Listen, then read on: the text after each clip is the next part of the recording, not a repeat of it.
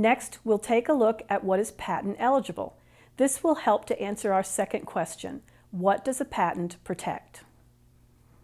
In 1980, the United States Supreme Court answered the question, what is patent eligible, in the landmark decision of Diamond versus Chakrabarty, which involved the patenting of life forms. In this case, the Supreme Court stated that Congress's intention was that patent-eligible subject matter included anything under the sun that is made by man.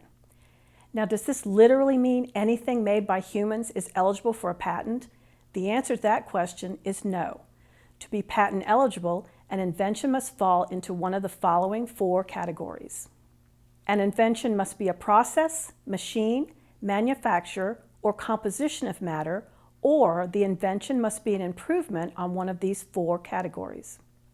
Even if an invention falls within one of the 4 previous identified statutory or lawful categories of invention, it may still not be patent eligible if it also falls into one of these 3 judicially created or court-created exceptions to patentability.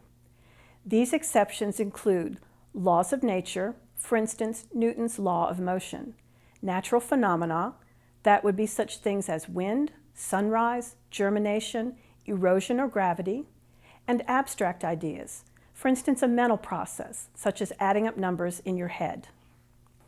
More examples of inventions not eligible for patent protection in the United States include mathematical algorithms, computer software code per se, and a newly discovered mineral as it exists in nature. You can find more information on patent eligibility in Chapter 2100 of the Manual of Patent Examining Procedure, or MPEP. The MPEP is published by the USPTO and provides patent examiners, applicants, attorneys, and agents with a reference work on the practices and procedures relative to the prosecution of patent applications before the USPTO. It contains instructions to examiners and outlines the current procedures which a patent examiner is required to follow in the normal examination of a patent application. You will find a link to the MPEP at the end of this presentation. Earlier, we learned that the United States Constitution provides for rights to inventors for limited times. What are the time limits for a U.S. patent? How long does an inventor have the benefit of a patent? For utility patents filed after June 8, 1995, the patent term is generally 20 years from the date the patent application was filed at the USPTO, and once issued, utility patents have maintenance fees that are due during the 20-year patent term at 3.5 years, 7.5 years, and 11.5 years.